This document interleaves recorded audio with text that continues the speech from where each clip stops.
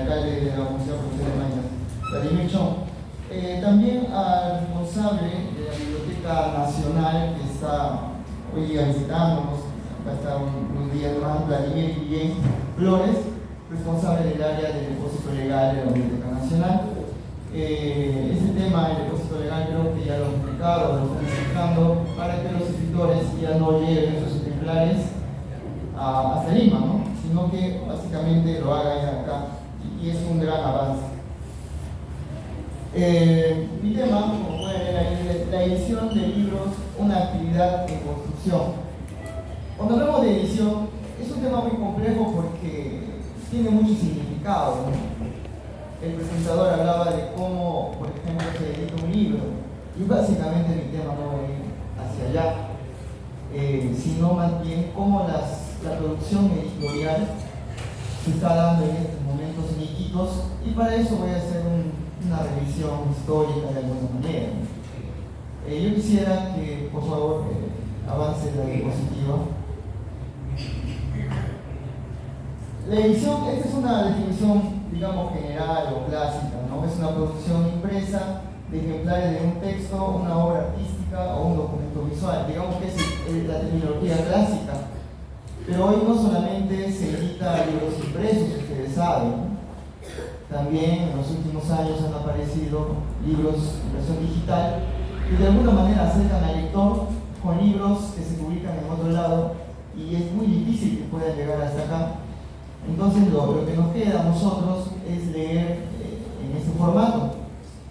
Asimismo, en los últimos años también ha habido una lluvia de producción de libros que, por ejemplo, lindan con el delito porque afectan el derecho de autor. Y eso no solo tiene que ver con los libros, sino también con los discos, con las películas, ¿no? Hoy hay una facilidad de acceder a una película que está en estreno en el cine y por 2 horas tú tienes la película y en alta calidad todavía lo puedes ver tranquilo en tu casa. O sea, cómo de alguna manera también ha afectado el tema virtual a la producción clásica de libros, discos, películas, etc. Ahora, yo quisiera también, esto sí me interesa, el término editor. Como leen ahí, un editor es el responsable de una publicación y yo me quedo con 2 acepciones. La primera que dice que coordina a todos los profesionales que intervienen en el proceso de edición. Hola. Hola, parece que la batería. Hola.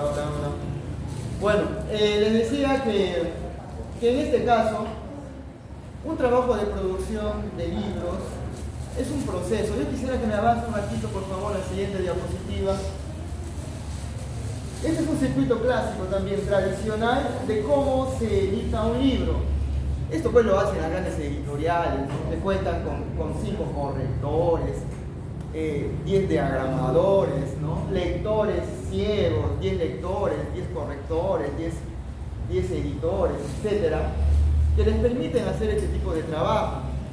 O sea, tú presentas tu original, va el editor le pasa al corrector, y luego le pasa al diagramador, le devuelve al editor una segunda edición, y luego pasa nuevamente a un corrector 2, y luego pasa al diagramador 2. O sea, es un circuito bien complicado los que trabajan la producción de libros a ese nivel. En el Perú en los últimos años ha ingresado una editora internacional, Penguin, que ha absorbido las otras editoras, ha comprado las editoras en casi todo el mundo, y también ha afectado a las editoras independientes en Lima. Curiosamente, las independientes de las provincias están resistiendo, ¿no? Editoras de Arequipa, de Iquitos como Tierra Nueva, o de San Martín como Trazos, están soportando ese impacto que ha tenido Penguin su ingreso al Perú.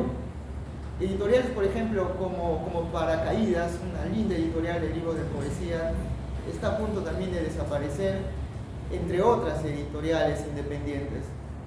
¿Y por qué? Porque muchos autores, si bien quieren publicar su libro, si tienen la opción de publicar en Alfaguara, en Planeta, claramente van a ir a esas editoras, ¿no? Por un tema de prestigio, más que dinero, porque a veces tú publicando solo tu libro ganas más que un derecho de autor que te dan. Simplemente que algunos buscan el prestigio. Y eso pasa también en el mundo académico. Yo quiero que la PUC, la Católica, publique mi libro, o quiero que la U de Lima publique mi libro, pero los autores no ganan mucho, porque ellos ya tienen otros ingresos. Simplemente lo que les da esta casa editorial de las universidades les permite cierto prestigio, ingresar a la RENACIP como investigadores. Esa es la finalidad, ¿sí? Porque en general una editorial te paga el 10% del costo final de un libro. Y eso quiere decir, eres un escritor con prestigio, porque si no te pagarán pues 3 soles, 2 soles, no es bien complicado. Así que no es un gran mérito publicar en Neutral desde lo económico, ¿no? Pero sí te permite otro tipo de logros. Por ejemplo, en la actualidad algunos escritores de Tierra Nueva, de acá, de Iquitos, están en Europa en una gira. O sea, la editorial también te puede brindar otras cosas, no necesariamente que tiene que ver con la publicación de un libro, ¿sí? Entonces, eso es un poco, digamos, el circuito que corre hasta que se imprima el libro. Y es más, a veces la impresión cero es una impresión de prueba nada más, para ver si todo está bien. Y si esa impresión está bien, recién pasa ya a la impresión final. O sea, es un circuito que se debe seguir. Pero, como a modo de ejemplo, más o menos yo voy a dar cómo se sigue, por ejemplo, en Tierra Nueva. Tú como escritor presentas tu manuscrito, ¿no? El editor va a mandar a 2 lectores para que evalúen si se puede publicar tu libro, ¿sí? Estos libros de todas maneras van a ser evaluados. Si pasa esa prueba, recién pasa al corrector. El corrector es el responsable de evitar los errores ortográficos, gramaticales, ortotipográficos, que muchas veces se dan, hasta de contenido, ¿sí? O sea, son muchos factores que tú tienes que evaluar en ese proceso. Y luego recién con eso pasa al diagramador, diseñador. Al final voy a hacer un balance de estos procesos rapidito, pero particularmente es importante que se respeten estos pasos. Hay errores que se cometen en Iquitos donde el mismo autor es el que corrige, el que edita y el que vende su libro, ¿no? Yo no creo que esté mal eso, pero se puede seguir haciendo. Pero necesitas el apoyo de especialistas que te ayuden pues en los procesos. Si no, vienen con errores desde la portada del libro hasta el final, ¿no? Porque no hay ese apoyo que te debe permitir un especialista, sea en la diagramación como en el diseño del libro. Por ejemplo, acá se editan libros en CorelDRAW. Si ustedes ven la edición hoy del libro, tiene que ser en este programa InDesign, ¿no? Que es el programa que se debe editar los libros. ¿Y por qué es importante ese programa? Porque cuando tú entregas el Word, ese Word ya tiene que estar con las negritas, cursivas, subrayados. El programa lo va a tomar de esa forma que ayude en la edición del libro. Porque si tú editas en CorelDRAW, el CorelDRAW es para otro tipo de cosas, ¿sí? Yo quisiera que regrese nuevamente, por favor, a la diapositiva anterior. ¿Qué cosa hace el editor? Decíamos, coordina a todos los profesionales que intervienen en el proceso de edición, ¿no? Hemos visto, está el lector, corrector, editor, el diseñador, diagramador. A veces también contratas a un dibujante, ¿no? Contratas a un dibujante, o puedes comprar el derecho, o puedes pagar el derecho de utilizar un cuadro. Aunque parezca mentira, muchos pintores, para que cedan la foto de su cuadro, te cobran entre 500 a 1000 soles. No cuesta barato como algunos pintores, ¿no? Entonces algunos editores o autores quieren que eso les salga gratis. Y en el proceso pues todos tienen que cobrar, ¿no? Ahora que si tengas un amigo que te cobra más barato, pues su primera chamba también puede ser, ¿no? Pero normalmente tú recurres a profesionales que ya han sido reconocidos. Y luego me es importante la segunda definición que está ahí. Realiza el editing o la edición propiamente dicha de un original. Y eso tiene que ver con la labor del editor de editar el texto. ¿Qué función cumple ahí el editor? El título está bien, ¿Y qué tal si cambiamos el título? ¿Y qué tal si quitamos este cuento? ¿Y qué tal si arreglamos este final? ¿Y qué tal si borramos esto? ¿Y qué tal si trabajamos más? Y ese es el trabajo, otra función del editor, que conoce aspectos de la corrección, es gran lector, conoce de crítica para que pueda hacer esas observaciones. ¿Sí? Entonces, esa función del editor a veces también falta. Que sepa encontrar los errores y sepa decir cómo mejorarlos. Porque muchas veces te dicen, no, este libro no vale. Pero ¿por qué no vale? Tan malo puede ser. Entonces ese editor tiene que decirte, por lo menos en un informe, mira, esto está mal por estos motivos. ¿Sí?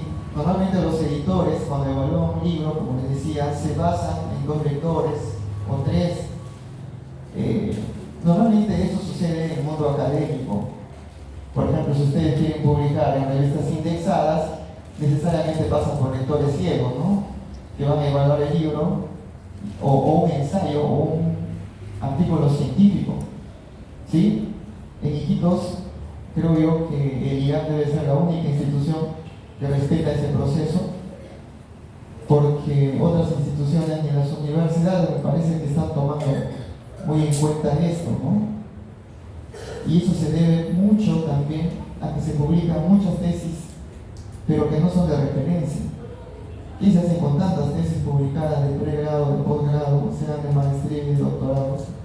No sé ellos qué hacen con estas tesis, pero normalmente los artículos científicos hoy tienen un mayor peso, sobre todo los de IA, porque cuidan que tenga algún nivel los escritos científicos. Y en el campo literario, como les decía, es necesario que el editor sepa de estas cosas, ¿no? Mejorar, ayudar a mejorar.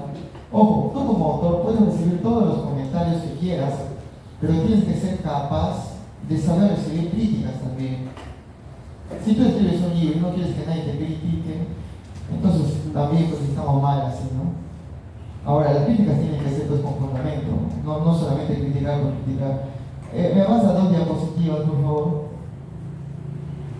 En el mundo narrativo amazónico, uno de los primeros libros de narrativa corta es este libro de un alemán, von Hassel, un ingeniero, que también ha escrito estudios sobre caucho, entre otros temas, y en la colección, en muchas colecciones sobre la Amazonía de esa época, aparecen los textos de von Hassel, que él, pero en el aspecto literario, narrativo, publica sus apuntes de viajes en el oriente peruano, que fue publicando en El Comercio.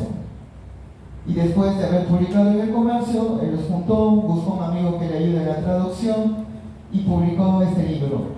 Es el primer libro de relatos sobre la Amazonía, propiamente como texto narrativo, porque hay muchos textos que se han publicado. Los cronistas que llegaron al Perú, ¿no? Los jesuitas, han dejado muchos textos, pero son crónicas y son importantes para conocer la Amazonía.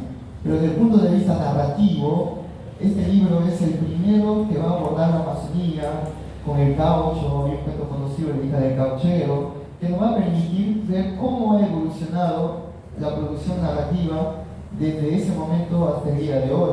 Y es que yo voy a centrar mi exposición sobre todo en los textos literarios o narrativos, más que en los ensayos y los científicos. Como les decía, creo que el me expuso ayer, hoy día hay un especialista que va a publicar ese tipo de trabajos. Y luego, que no está ahí, en 1918, Genaro Herrera publica pues, sus leyendas y tradiciones de Loreto, ¿no? Pero yo me quiero ubicar desde este momento a un segundo momento. Por favor, siguiente diapositiva.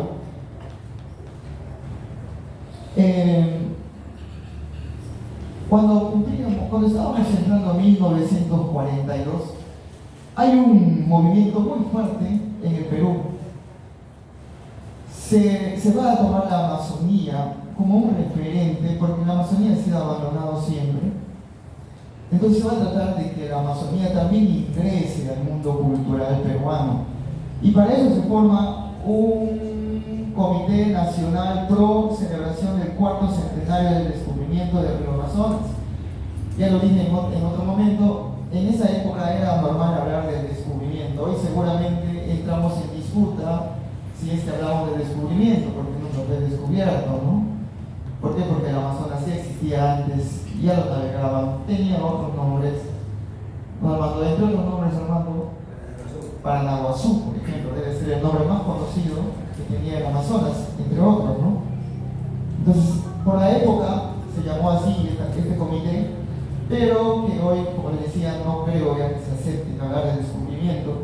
Entonces, en ese momento se publican libros que van a entrar a formar parte de nuestro canon. No solamente Sachachorro de César de Querica, sino también Sangama de Arturo Hernández. O sea, por primera vez Arturo Hernández aparece en el mundo literario.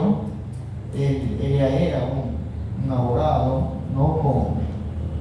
con mucha historia en el aspecto también académico, sanmarquino, pero recién en el 42 él va a publicar esta novela que marca también un hito importante. Novela que es criticado por algunos porque reivindica al final no lo amazónico, sino aspectos más ligados a la sierra, ¿no? Como de refundar el imperio incaico, pero ese es otro tema. También aparece, como dije en otro momento, nuestra primera enciclopedia, que es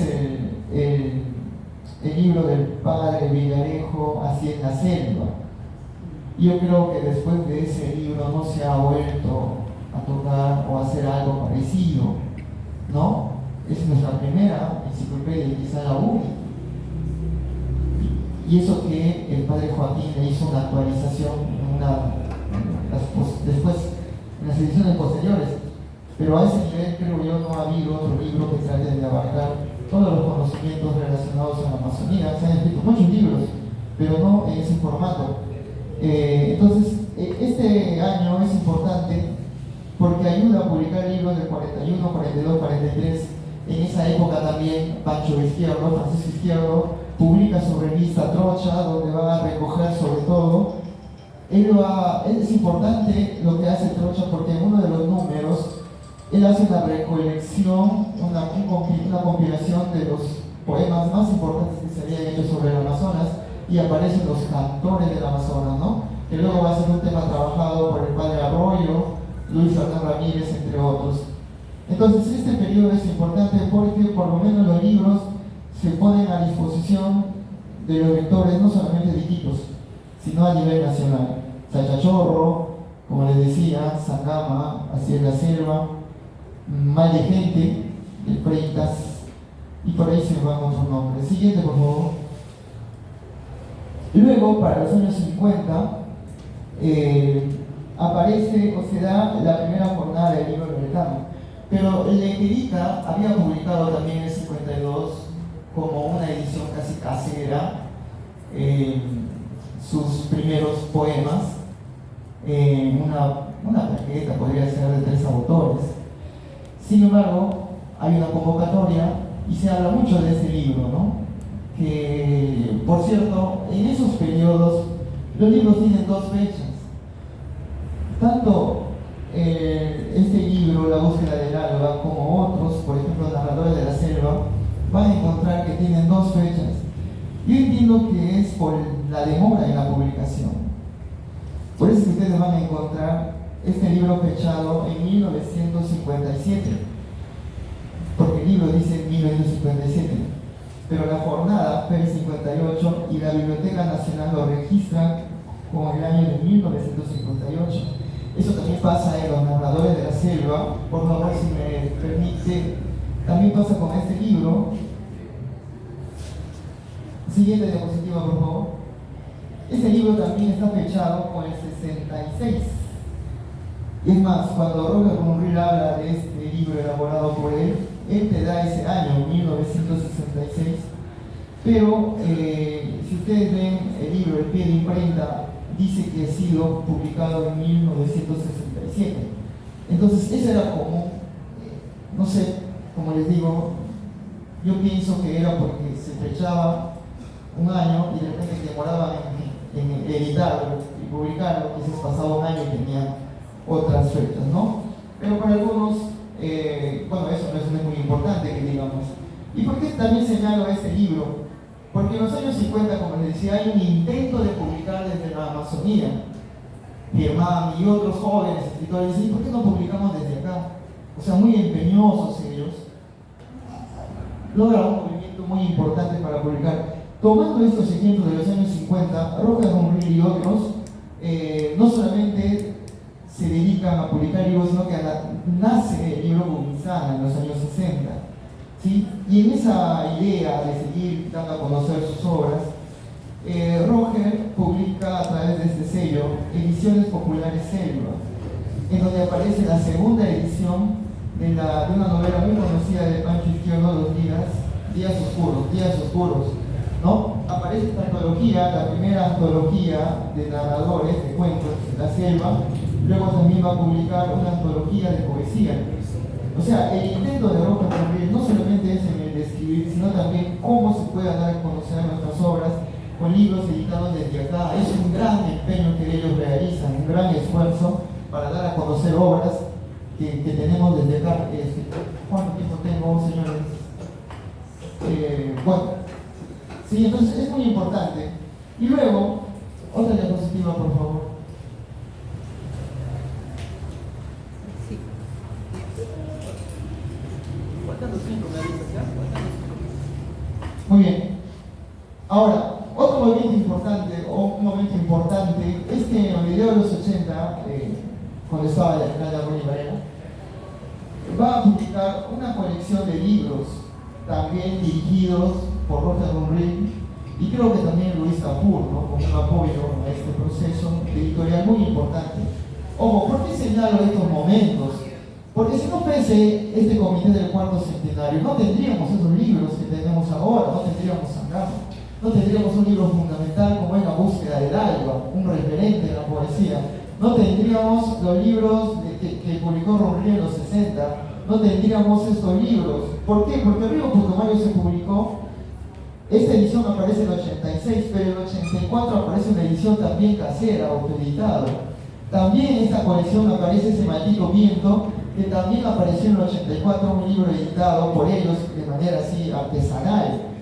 Pero este momento que tiene el municipio de reivindicar a los autores nos permite justamente tener dentro del canon estos libros, Río Putumayo, El Modelo, y también decía yo Ese Maldito Viento de Germán, que son libros clásicos. A estos se suman otros, ¿no? Como de Panejo Teixeira, por ahí se me van los nombres, pero solamente quería poner como énfasis que si no fuese ese apoyo que hubo en ese momento, quizás no se hubiesen podido publicar estos libros que hoy son clásicos para la literatura amazónica, ¿sí? Como un apoyo institucional, y eso nos permite a nosotros conocer, leer esos libros en la actualidad. Algo parecido se va a dar en el 2016, cuando el gobierno regional también publica a 11 autores, entre ellos quizás el libro que más llamó la atención fue Gustar Amor, pero también La Guerra de Sargento Ballesteros, del mismo autor, Jaime Vázquez Izquierdo, ¿no? A partir de esta novela él va a publicar dos novelas siguientes en dos partes del mismo título, ¿no? El Cordero de Dios 1, Cordero de Dios 2, y quedó sin editar, sin publicar Cordero de Dios 3. Ojo, muchos de estos autores han dejado libros que no se han publicado por distintos motivos, pero hoy por hoy el mundo editorial loretano ha crecido mucho y hoy permite publicar a muchos autores, desde ya los consagrados, desde ya también los escritores que están hasta una niña de 10 años ha acabado de publicar su libro, ¿no? La generación del 22, un grupo de escritores de la universidad. Entonces hoy hay la posibilidad que antes no tenían los escritores. Era bien complicado, entonces tenían que autopublicarse, ver la manera de cómo se publica. Y Loreto debe ser una de las regiones que menos publican las instituciones. El gobierno regional en los últimos años está publicando, gracias al esfuerzo de algunos intelectuales que han visto la manera de que se convoque a un concurso literario y que se publiquen esos libros. Pero luego, y esto quiero hacer una crítica a los municipios, acá los municipios no suelen apoyar publicaciones de libros. Es una pena, de verdad, porque por ejemplo, una región nuestra muy hermana, la de San Martín, hasta las provincias más pequeñas publican libros hermosos, ¿no? Acá sacar a un municipio es bien complicado, bien complicado. Entonces, ¿a qué se debe eso? No sé, habría que hacer una evaluación. Pero por lo menos en este momento la municipalidad apoyó ese esfuerzo de publicar libros que hoy podemos leer. ¿Sí? Siguiente diapositiva, por favor. Haciendo un repaso de lo que hemos visto en el mundo editorial, yo les decía, yo no estoy hablando mucho de cómo sacar un libro, no es mi enfoque eso, sino cómo ha ido funcionando el mundo editorial. Y eso que hemos hablado, el Z también ha jugado un papel importante. Su colección Monumenta Amazónica es una colección que muchos intelectuales del Perú han reconocido su valía. Y eso que falta todavía seguir publicando más números. ¿No? Son muchos los títulos que se han publicado. El CAAP también ha venido publicando libros muy importantes para conocer nuestra propia Amazonía.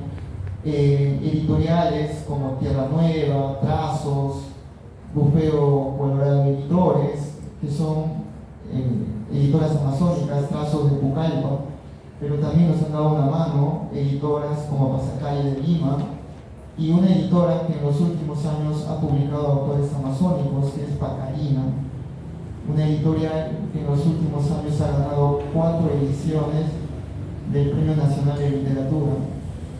Y la última ganadora es Ana Varela, con esta editorial, Pacarina, de San Martino, Dante González. Entonces, es, digamos, más o menos el mundo con editorial en que nos movemos. ¿Sí? Hay autores que han hecho el esfuerzo y han publicado con su propio dinero en editoriales de Lima.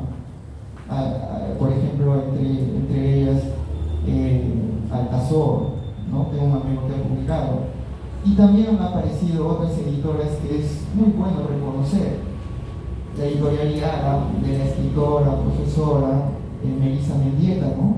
que ha publicado sobre todo libros enfocados en un enfoque de género, ha publicado una antología de escritoras amazónicas, mujeres, con una presentación de la profesora Marina Díaz, ¿no? Y ha publicado también un libro de ella, y es alentador que se siga publicando más libros.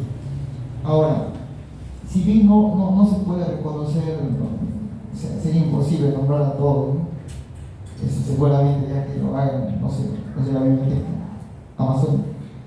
Pero yo quisiera que se tome en cuenta, y esto hay un problema que tenemos todavía en edición de libros. Yo no he puesto ejemplos de libros porque puede ser muy chocante de repente, así que voy a nombrar nada más. Lectores previos a la edición de libros. Esto me parece que es importante. Nuevamente voy a poner énfasis. Algunos cuando tienen un libro terminado, de frente lo mandan al impresor, ¿no? Hay un temor de hacer leer a otros porque no quieren ser cuestionados, pienso yo. No se olviden que cuando aparece el boom latinoamericano, a Vargas Llosa, sus manuscritos no leía Cortázar, Carlos Fuentes, Ribeiro, se leían entre amigos y aceptaba las críticas y mejoraba. Para eso sirve la lectura previa, para que mejores. Oye, pero acá me parece que falta quitar esto, agregar esto. Pero si nosotros nos creemos los autosuficientes, vamos a cometer ese error típico de que no, yo he escrito como yo quiero y punto, ¿no? Que nadie diga nada. Yo creo que ese es un error. ¿Sí? Es un error. Por ejemplo, en el último libro de cuentos he citado de leer a varios amigos, cuento por cuento, porque no creo que puedan leer todo el libro, ¿no? Para que me den sus opiniones. Pero nosotros como autores somos los últimos en juzgar. No todo lo que me digan tampoco voy a hacerlo, sino lo que yo considero que se debe mejorar. Entonces es importante que lean los libros otros antes de que publiques. Eso es fundamental. 2. Mejorar en el diseño y diagramación. Hoy por hoy, el tema del diseño y diagramación ya no es un problema como podía ser antes. Hoy ese trabajo lo puede realizar un diseñador de cualquier parte del mundo, ¿no? Te contactas y te dicen. ¿Por qué? Por ejemplo, cuando trabajamos la portada, trabajamos la retícula, se llama, ¿no? Y la retícula tiene distintos espacios que trabaja el diseñador. Entonces, normalmente acá, ¿qué cosa hacemos? El libro lo partimos en dos. Ponemos la foto abajo y ponemos el título arriba y listo. ¿no? Cuando hoy por hoy no se trabaja así el tema de diseño, ¿no? Hay posibilidades de mejorar eso, hay posibilidades de mejorar los interiores. A veces los interiores son así va la línea, ¿no? Otras van así, ¿no? Entonces es necesario también mejorar eso, la calidad de la impresión. Bueno, eso ya pues lo dejo a mano de los que se dedican a esa labor. ¿Y por qué es importante tomar en cuenta esto? Porque cada vez vienen libros más cómodos, de otro lado, con un mejor diseño. Y para competir, hay que competir bien, ¿no? No vamos a competir así, manamiche, como decimos, ¿no? Sino hay que tratar de competir de la mejor manera. Y eso no cuesta mucho. Hay que conocer, hay que ver quién lo hace y pues tratar de mejorar en ese aspecto. Y en los aspectos también de este campo, en cuanto a la edición del libro, muchos libros acá no tienen ISBN. Si bien ya la mayoría tiene depósito legal en la Biblioteca Nacional, el ISBN todavía es un tema que falta mejorar, ¿no? Yo le preguntaba a Vladimir cómo es el tema, si también van a monitorear, y ellos dicen que eso es opcional, claramente es opcional, ¿no?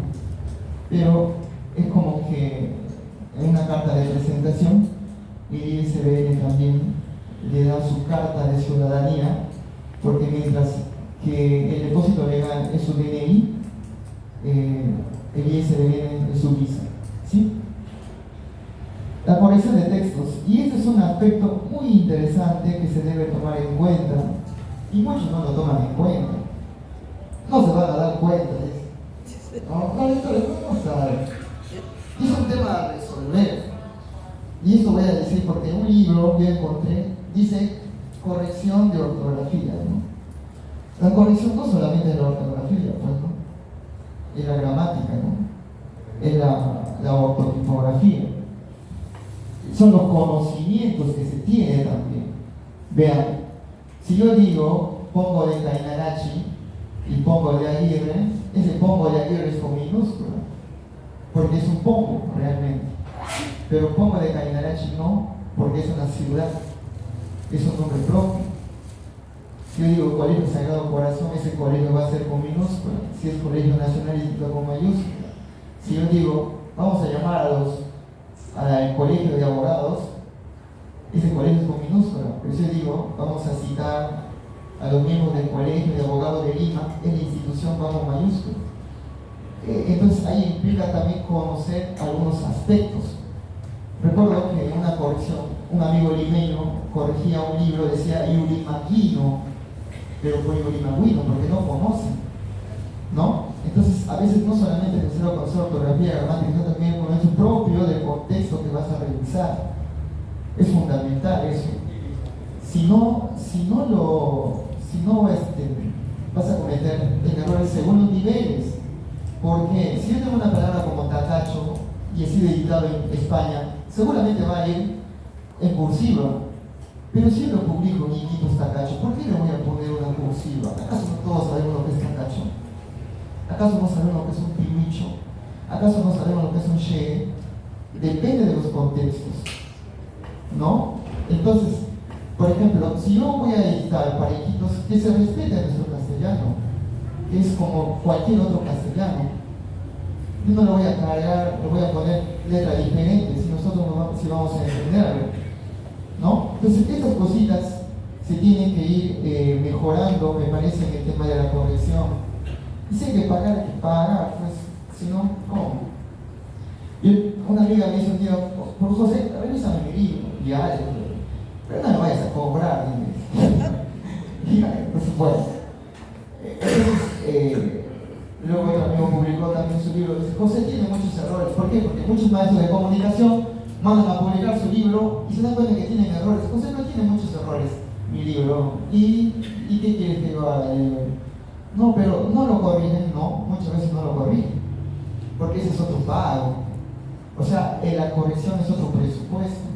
Y para el editor pagar corrector, mejor yo corrijo, así no corrija bien, pero mejor yo lo hago, porque es otro presupuesto también, pues, ¿no? Y acá hay pocas editoriales que pagan. ¿Cuánto se cobra por corregir un libro? El más top te cobra pues en Lima 30 soles la página, 4, ¿no?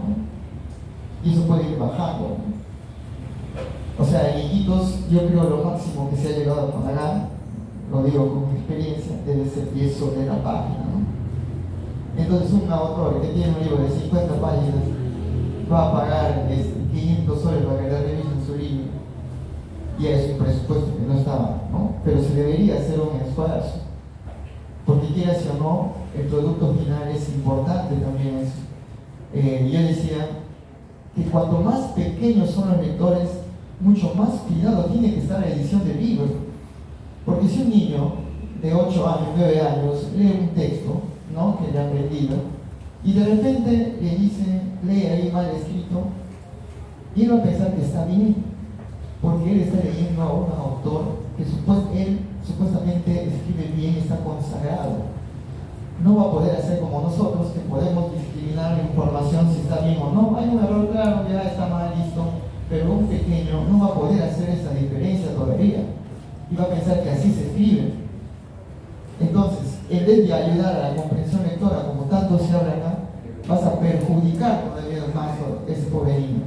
Entonces hay que tener mucho cuidado. Por eso en el mundo editorial la literatura infantil es bien cara. Ustedes van a ver un libro de la hija de Alberto, Micaela Chivil, ¿ya? Un libro de ella cuesta 80 soles, libro infantil, 70, 80, 100 soles, bien caro. ¿Pero por qué? Porque ahí interviene el dibujante y el autor. Tiene que ser a colores, tiene que ser un buen tamaño de letra, un buen papel. O sea, todo eso hace que el libro sea más costoso. Pero ese es el nivel que debe tener un libro de ese tipo. Porque si nosotros le damos un libro con letras pequeñas, es más complicado que leer, ¿sí? Y yo quiero hacer un punto aparte. Por eso decía yo que un concurso de literatura infantil con buenas ideas del gobierno regional no te puede pedir un libro que tenga 40, 50, 60 páginas.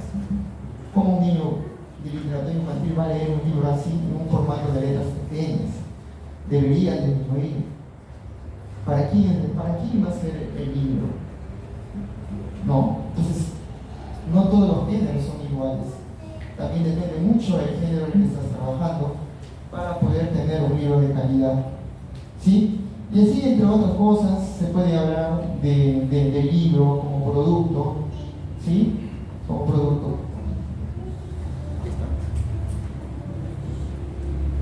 Bueno, creo que terminó mi exposición. Muchas gracias, José Rodríguez Sigas. Un fuerte aplauso para José.